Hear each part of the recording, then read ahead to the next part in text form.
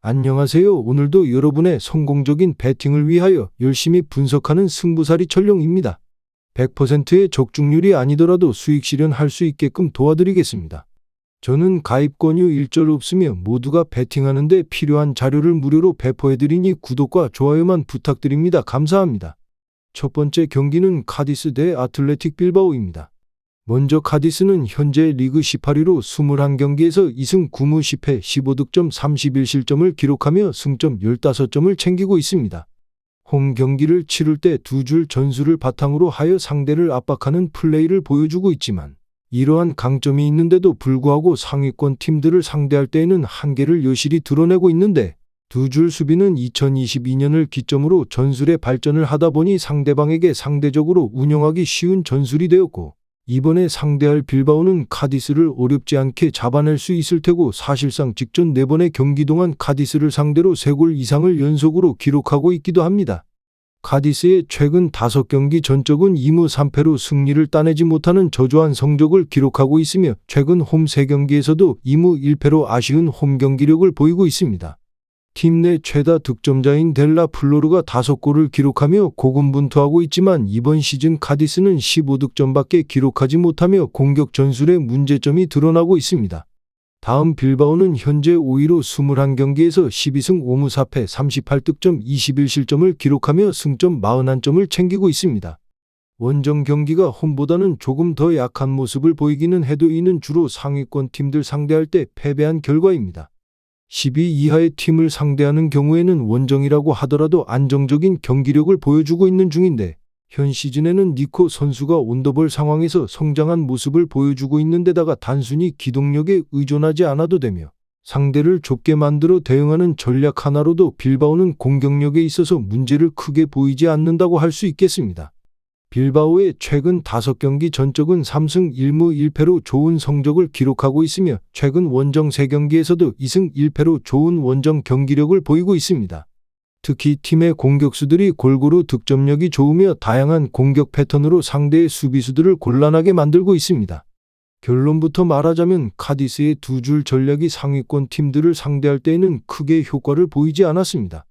빌바오에 대해서도 직전 4번의 경기 동안 3골 이상을 허용하게 되며 수비에서 약점을 드러낸 바 있는데 그런데다가 빌바오는 중위권 이하의 팀을 상대하는 원정 경기에서도 안정적인 모습을 보여주고 있기 때문에 다가오는 경기는 빌바오가 승리를 할 수 있겠다고 예상해 볼 수 있겠습니다. 빌바오의 승리를 추천드립니다. 두 번째 경기는 툴루즈 대 랑스입니다. 먼저 툴루즈는 현 시즌 18경기 3승 8무 7패 16득점 23실점을 기록하고 있으며 승점 17점으로 14위에 머물러 있습니다. 홈 경기를 치렀을 때 44%의 승률을 기록하고 있고 홈에서는 평균적으로 1.3점을 득점한 반면 상대 선수들에게 1.1점을 허용하기도 했습니다. 근래의 리그 내에서는 3경기를 치룬 결과 2승 1무로 좋은 성적을 기록하면서 승점 7점을 확보했는데 중앙 플레이메이커 갤라베르트와 전방 공격수 달린가의 연계 플레이로 랑스의 파이널 서두를 공략할 거라고 기대가 되고 후반전에는 도밍게스와 와스바오의 활약이 키포인트가 될 거라고 봅니다. 다음 랑스는 현 시즌 18경기 7승 5무 6패 21득점 19실점을 기록하면서 승점 26점으로 8위에 머물러 있습니다. 원정 경기를 치렀을 때 39%의 승률을 기록하고 있고 원정에서는 평균적으로 0.8점을 득점한 반면 상대 선수들에게 1.2점을 허용하기도 했습니다. 근래의 리그 내에서는 3경기를 치룬 결과 1무 2패로 성적이 좋지 않으나 3백 포메이션을 유지하면서 디우프와 다코스타가 콤팩트한 스위칭 플레이를 보여줄 거라고 보이며 후반전에는 차베스와 풀지니의 교체가 경기의 흐름을 좌우할 수 있을 거라고 보입니다. 결론부터 말하자면 툴루즈의 경우 현 시즌 44%의 홈 경기 승률을 보여주고 있는 데에 비해서 랑스는 39%의 원정 경기 승률을 기록하고 있습니다. 평균 실점 부분을 본다면 툴루즈가 조금 더 나은 경기력을 보이고 있기는 하지만 경기를 치를 때를 보면 랑스의 디우프, 다코스타, 소토카로 이어지는 랑스의 공격 퍼포먼스가 툴루즈에게는 어려움을 줄 수 있을 거라고 예상되므로 언더가 유력해 보이는 이번 매치가 되겠습니다.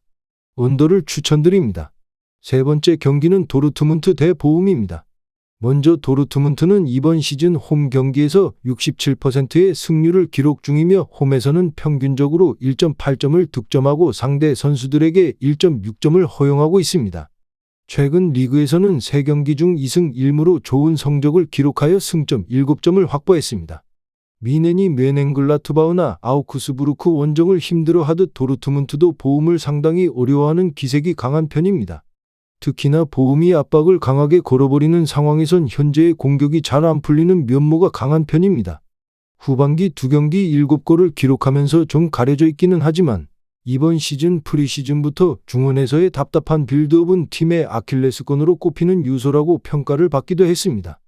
다음 보움은 이번 시즌 원정 경기에서 28%의 승률을 기록 중이며 원정에서는 평균적으로 0.7점을 득점하고 상대 선수들에게 2.7점을 허용하고 있습니다. 최근 리그에서는 3경기 중 1승 1무 1패로 승점 4점을 확보했습니다. 하지만 도르트문트를 상대로는 전방부터 강하게 압박하는 것으로 재미를 보고 있습니다. 보움이 도르트문트와 레비어 더비 라이벌이기에 더욱 라이벌 의식을 불태우는 것도 보움의 선전 이유로 들 수 있을 겁니다. 특히 루시아가 도르트문트 킬러로 거듭나고 있는 모습이고 이번 시즌 유일한 득점을 도르트문트 상대로 기록했으며 지난 시즌에도 골을 넣어서 도르트문트의 우승 전선에 먹구름을 만들게 했습니다. 결론부터 말하자면 도르트문트는 이번 시즌 67%의 홈 경기 승률을 보여주고 있으며 원정팀은 28%의 원정 경기 승률을 기록 중입니다. 평균 실점 면에서는 홈팀이 약간 우세한 경기력을 보이고 있습니다. 그러나 실제 경기에서는 도르트문트의 최전방 공격수 필크루그를 중심으로 한 공격 퍼포먼스가 보움 선수들에게 어려움을 줄 것으로 예상되고 홈팀의 화력을 믿고 오버 가능성을 주목해보는 것이 좋을 것입니다. 오버를 추천드립니다. 마지막 경기는 라치오 대 나폴리입니다. 먼저 라치오는 최근 공식 5연승을 기록하고 있었으며 이 구간은 리그 4경기와 코파 이탈리아 1경기였습니다. 이 구간 덕분에 중위권에서 중상위권까지 올라왔으나 직전 슈퍼컵 준결승에서 인테르나치오날레에게 패배하며 연승이 깨졌습니다. 역시나 일정상 좋은 흐름을 유지하고 있었으나 바로 전력 높은 상대를 만나니 좋은 수비도 온데간데 없이 3실점 패배를 당했습니다. 또 특이점이 하나 있으며 그것은 5연승 하기 직전 패배의 상대가 직전 경기 패배의 상대인 인테르였습니다. 그때 당시 인터밀란에게 패배한 것은 리그 일정이었고 홈 경기였습니다. 얄얄한 상대로 승점을 잘 쌓고 좋은 흐름을 이어가다 인테르에게 2번이나 당한 상태이고 여러 가지로 아직까지 상승세라고 하기에는 좀 애매한 부분이 있습니다. 현재 팀 사정상 어쩔 수 없이 임모빌레를 끌고 가야 하는 부분입니다. 겨울 이적 시장 때 전혀 유동의 흔적이 없는 것이 올 시즌 이대로 마무리할 예정입니다. 그래서 결국 임모빌레를 내년까지나 은퇴 전까지 끌고 갈 계획인 모양인데 대개 이런 팀들은 자본이 부족하면서 좋은 유망한 선수들로 긁어봐야 하는 복권 같은 존재로 운영됩니다. 그렇다 보니 지난 시즌 사비치 1명 빠지고 난 뒤 성적 부진이 크게 있는 것도 거기에 대한 수혈이 제대로 되지 않았기 때문입니다. 덩달아 7호까지 득점 부진이 겹치니 지금 성적을 그나마 잘 내고 있는 편이나 시즌 초반에는 중위권에서 조금 더 아래에서 시작했던 팀입니다. 얼마 가지 않아 또다시 더 높은 위치를 기대하기 힘들어질 예정인 이 팀은 없는 대로 시즌을 마무리해야 하는 상황이 됐습니다.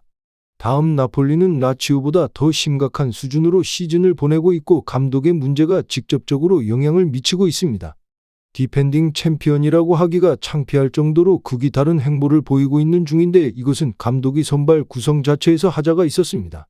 그렇게 해서 성적을 내지 못하는데도 불구하고 조정 따위 없이 역시나 비앙코 셀레스티와 같은 절차를 밟을 예정입니다.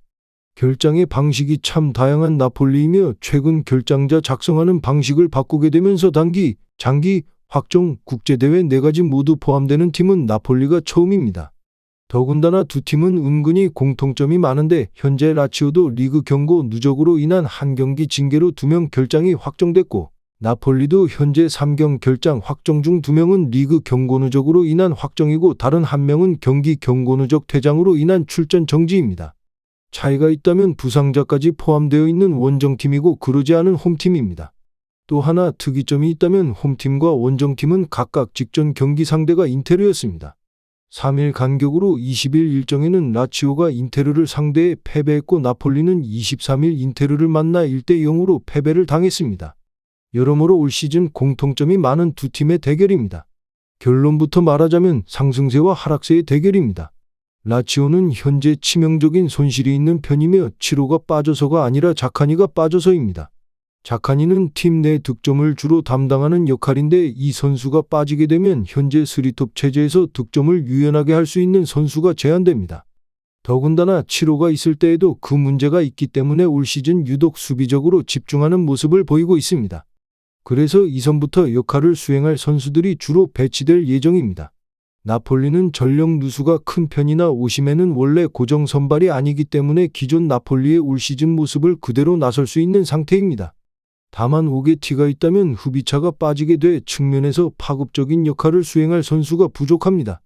최근에 부진이 있더라도 출전 자체가 힘든 경우라면 공격이 굉장히 무던해질 것이고 실리 축구를 해야 하는 입장입니다. 그러기 위해 풀백들을 공격적으로 활용해야 하는 부분입니다. 그래서 두 팀은 측면 대 측면 대결에서 약간의 공격적 누락이 있다 보니 승부를 가리기 힘들다고 판단하여 무승부를 예상해 볼 수 있습니다. 무승부를 추천드립니다. 이상으로 분석 마치겠습니다. 지금 보신 영상은 초안 분석 내용이며 더욱 세밀한 분석 자료와 최종 조합픽을 원하신다면 구독과 좋아요 부탁드립니다. 프로토가 처음이신 분들 혹은 프로토를 좋아하는데 적중률이 낮으신 분들께서는 주저하지 마시고 전문가의 도움으로 수익률 극대화하시는 것을 추천드립니다. 토토는 단지 운으로 하는 게임이 절대 아닙니다. 모든 분야 전문가들이 존재하듯 프로토도 전문가들이 존재합니다. 경기 전 다양한 분석 자료 확인 필수이며 가장 중요한 정보력이 수익의 90% 이상 지분을 차지하고 있습니다. 영상 시청해 주셔서 감사합니다.